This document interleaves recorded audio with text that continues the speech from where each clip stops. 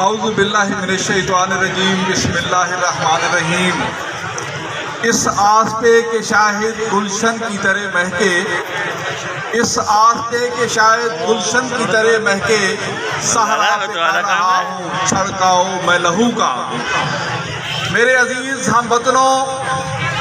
میرے عزیز طلبہ، آج 27 اکتوبر کا دن ہم کشمیریوں کے ساتھ اظہار یکجہتی کے لیے اور بھارت کے مقبوضہ کشمیر پر غاصبانہ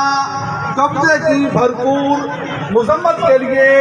اپنا یہ احتجاج ریکارڈ کروا رہے ہیں۔ حالیہ مہینوں کے اندر آپ نے دیکھا ہے کہ بھارت نے مذموم مقاصد کے تحت ریاست پاکستان پر حملہ کرنے کی، نیچا دکھانے کی کوشش کی، لیکن اس وطن عزیز ہم بحیثیت ہے، دنیا ایک گلوبل ولی کی حیثیت اختیار کر چکی ہے۔ اگر بھارت کا یہی رویہ رہا اور پوری دنیا کے اندر جس طرح اس کی اس غاصبانہ قبضے کی تردید ہو رہی ہے، پاکستانی عوام عالمی سطح پر اپنے کشمیری بھائیوں کی سیاسی، اخلاقی اور تو آج کا دن ہم مذمت کے لیے منا رہے ہیں، احتجاج کر رہے ہیں اور ہم عالمی برادری سے مطالبہ کرتے ہیں کہ مظلوم کشمیریوں کے حق کی دادرسی کی جائے، بھارت کے